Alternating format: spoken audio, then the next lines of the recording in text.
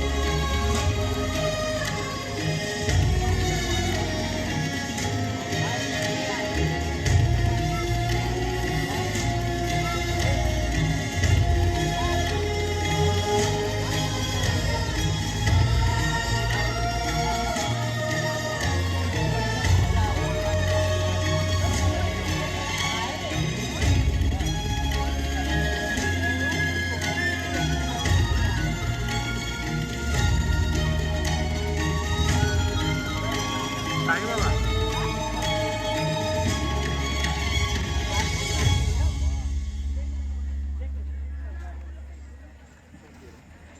कडक ना.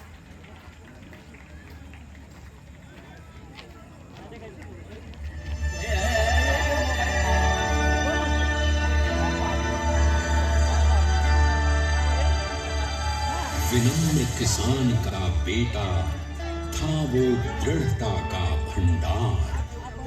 वल्लभ भाई पटेल नाम कहलाता था सरदार. कृषक कार्मिक जनगण से था उसको प्यार अपार. अखिल देश ने उसे रहनुमा किया था स्वीकार. गांधी बापू का शिष्य, सत्य अहिंसा का अवतार.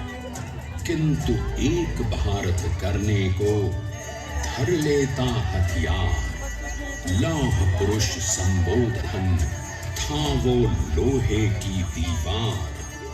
तेज पुंज तुम, शक्ति पीठ तुम, बल का सागर अपरंपार.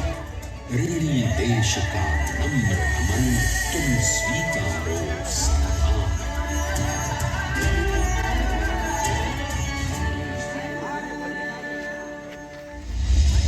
1857 में अंग्रेजों को ललकारने वाले पहले स्वतंत्रता संग्राम के एक सक्रिय सिपाही थे झवेर भाई पटेल.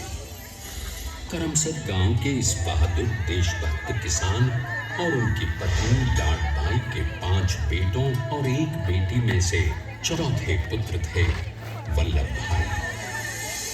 बालक वल्लभ ने करमसद के बाद नडियाद से अपनी हाई स्कूल की शिक्षा पूरी की. फिर 13 साल की उम्र में उनकी शादी भी हो गई छोटी सी झवेर बाई से. 2 बच्चों, बेटी मणि बहन और बेटे डाया भाई को जन्म देने के बाद झवेर बाई असमय ही चल बसी. सदी बदलने और 20वीं सदी आने पर उनका जीवन भी एक चमत्कार की तरह बदला. प्लीडर का इम्तिहान पास करके वो वकालत करने लगे. पहले गोधरा, फिर आणंद और उसके बाद अहमदाबाद में. मगर जल्द ही वकालत छोड़कर वो बैरिस्टर बनने की इच्छा से इंग्लैंड चले गए. लंदन में बैरिस्ट्री में अव्वल आने और वजीफा जीतने वाले वो अनोखे भारतीय थे. अब तो अहमदाबाद की वरिष्ठ अदालत में बैरिस्टर पटेल की जिरह और जीतों की धूम मच गई.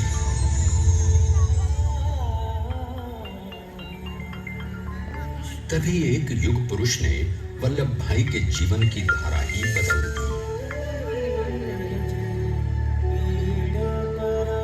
दक्षिण अफ्रीका में सत्याग्रह के अहिंसक अस्त्र से गोरे शासकों को सबक सिखाकर भारत वापस आए बैरिस्टर मोहनदास करमचंद गांधी से मिलकर वल्लभ भाई ने अपने कुछ वर्षों से सीखे विदेशी व्यवहार और संस्कार हमेशा के लिए त्याग दिए और अब वो अपने खेड़ा के किसानों को हक दिलाने के लिए बापू के साथ आंदोलन में कूद पड़े। अब उनके पैरों में जूते नहीं, गांव की धूल थी। हृदय में भारत भूमि की शस्य श्यामला धरती। मन में थे गांधी और मस्तिष्क में एक नए स्वतंत्र भारत का सपना।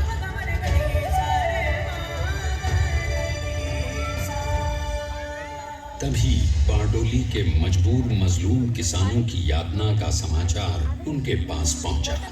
तुरंत वल्लभ भाई वहां पहुंचे और यूं शुरू हुआ भारत का सबसे बड़ा और सफल किसान आंदोलन बारडोली। वल्लभ भाई ने बारडोली के 87,000 किसानों को ऐसा अटल अडिग अचल मनोबल दिया कि अंग्रेजी सरकार हिल गई और एक बरस के बाद उनका लगान माफ कर दिया गया। अब तो पूरे देश में लोग वल्लभ भाई के नाम की कस्में खाने लगे। स्वयं महात्मा गांधी ने कहा, अब वल्लभ भाई मेरे शिष्य या साथी नहीं, सारे देश के सरदार हैं और देश को मिल गया एक अनोखा असरदार सरदार।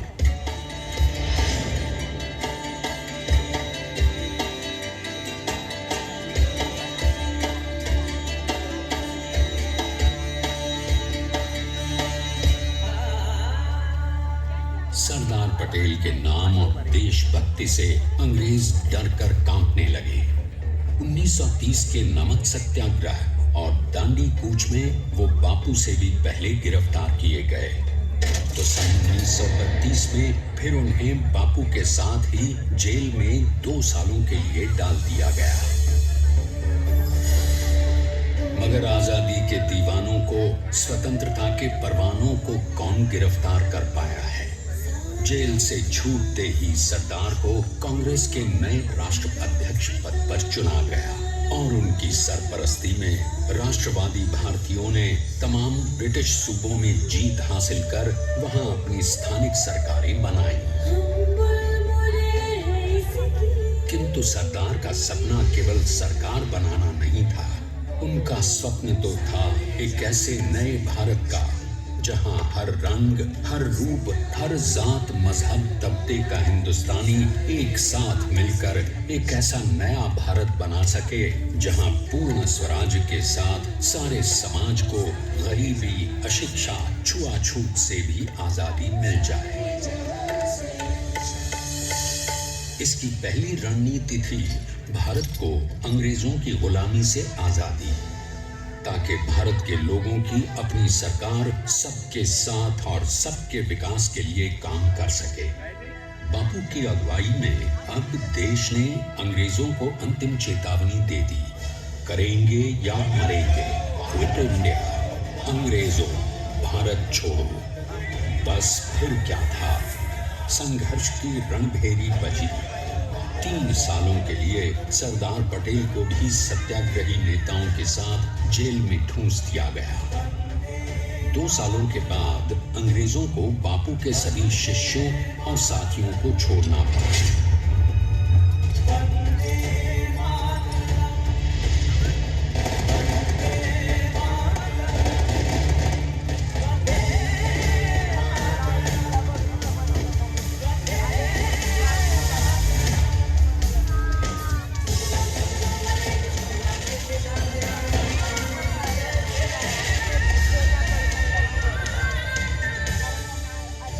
स्वतंत्रता के स्वप्न के सच होने के साथ अब सरदार पर कई एक नई जिम्मेदारियां थीं। आने वाली आजादी की तैयारी और एक नए भारत के लिए नए लोकतांत्रिक संविधान की संरचना। जैसा उनके साथी ने खुद कहा था, सरदार ने ही 6वीं हथौड़ी लेकर एक नए भारत को उकेरा है।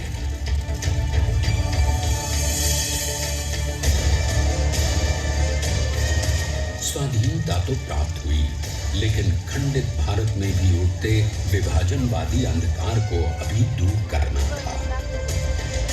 जब देश के खंड खंड होने का भय उत्पन्न होने लगा तो सरदार ने निर्भय होकर खुद अपनी केंद्र सरकार और साथियों को भी चुनौती दे डाली और जम्मू कश्मीर को बचाने के लिए सारे देश का आकाश वायुयानों से भर गया।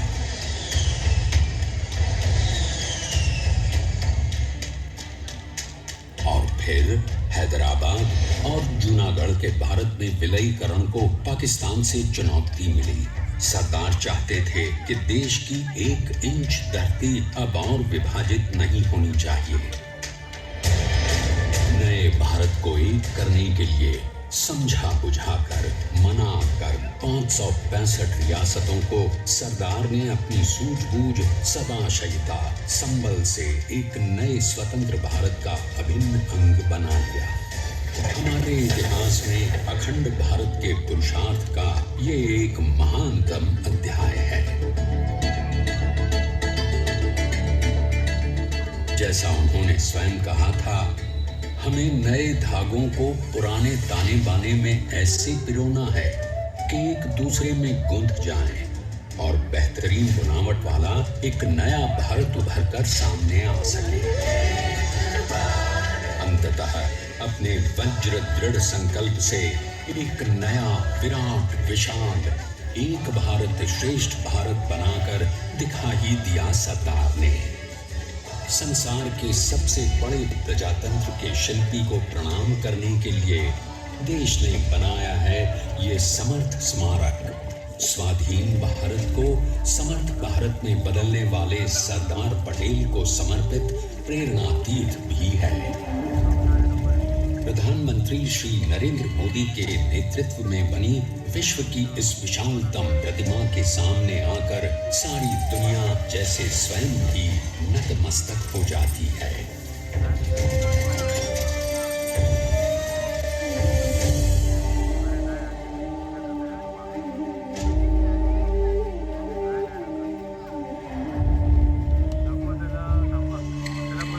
देश को बना गया वो अमित अटल,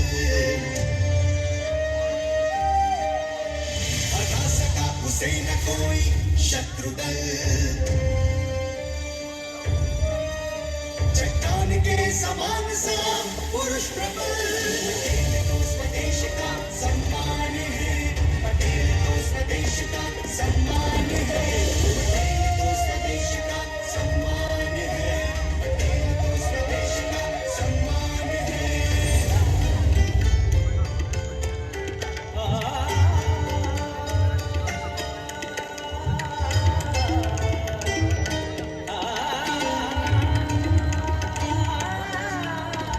ऊंचाइयां आकाश को छुए,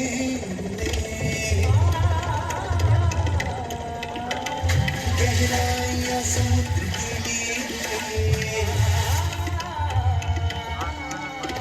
कदम अधिक जमीन पर जमे हुए, पटेल अपनी आन बान शान है, पटेल अपनी आन बान शान है, पटेल तो स्वदेश का सम्मान है, पटेल तो स्वदेश का सम्मान है, पटेल तो स्वदेश का सम्मान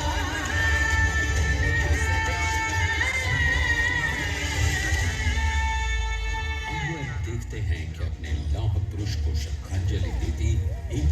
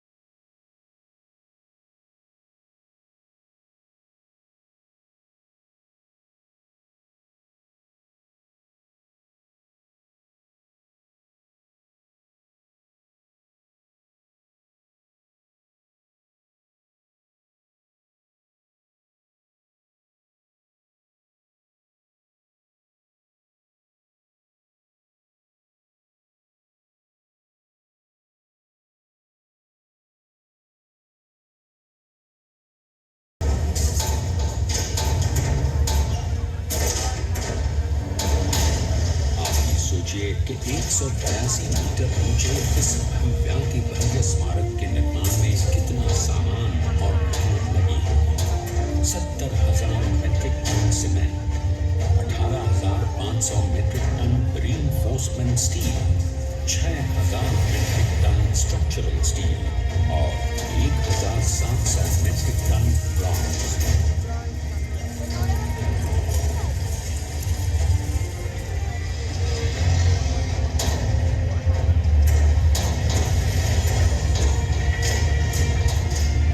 स्टैच्यू ऑफ यूनिटी आज एक वर्ल्ड आइकॉन है और इसे मुमकिन बनाने में एक सेकंड भी ब्रेक लिए बिना देश भर की टीम्स ने 24/7 काम किया। 250 से ज्यादा इंजीनियर्स, 4,500 से ज्यादा स्किल फोर्स और कई लाख मानव दिन। हम गर्व से कह सकते हैं कि कुल मिलाकर स्टैच्यू ऑफ यूनिटी के निर्माण में 95% माल सामान, मजदूर, इंजीनियर्स और एक्सपर्ट्स थे भारतीय। जानते हैं कि 182 मीटर ऊंची इस भव्य प्रतिमा को बनाने में कितना समय लगा? डिजाइन के लिए 12 महीने और निर्माण के लिए 34 महीने, यानी कुल मिलाकर केवल 46 महीने।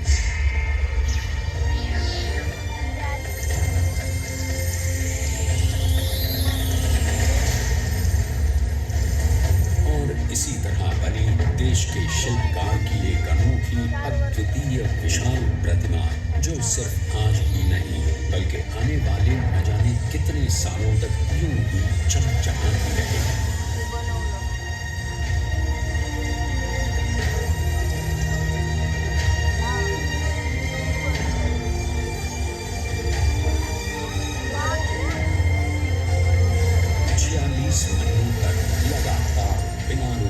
एकजुट होकर न जाने कितनों ने परिश्रम किया और उनका साथ दिया भारत की 125 करोड़ जनता।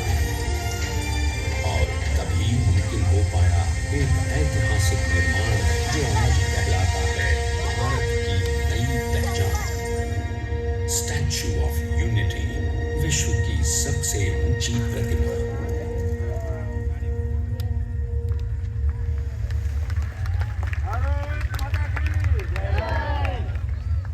सरदार ने अपनी गंभीरता, शालीनता और दूरदर्शिता से भारत को संगठित करने के असंभव कार्य को संभव कर दिखाया। आइए आज हम सब उन्हीं की महिमा में विश्व के सामने एक उदाहरण रखें, क्योंकि ये ही भारत को श्रेष्ठता के मार्ग पर ले जाएगा। हमारा कर्तव्य ये है कि हमें निश्चय कर लेना चाहिए कि हमें हिंदुस्तान में जितने लोग हैं सबको मिल के भाई भाई की तरह के रहना है। स्टैच्यू ऑफ यूनिटी एकता की प्रतिमा और श्रेष्ठता का प्रतिबिंब है। एक पहल है इस अखंड भारत को श्रेष्ठ भारत बनाने के सपने को पूरा करने के लिए। एक पुकार है हम सबको एकजुट होने के लिए। एक आंदोलन है भारत को सबसे आगे ले जाने के लिए, श्रेष्ठ बनाने के लिए। आपके योगदान और विश्वास से ही बनेगा एक भारत श्रेष्ठ भारत। एकता का स्मारक, एकता का संदेश है कि भाषा अनेक, भाव एक, राज्य अनेक, राष्ट्र एक, पंथ अनेक, लक्ष्य एक, बोली अनेक, स्वर एक, रंग अनेक, तिरंगा एक, समाज अनेक, भारत एक, रिवाज अनेक, संस्कार एक, योजना अनेक, मकसद एक, कार्य अनेक, संकल्प एक, राह अनेक, मंजिल एक, पहनावा अनेक, प्रतिभा एक, चेहरे अनेक, मुस्कान एक।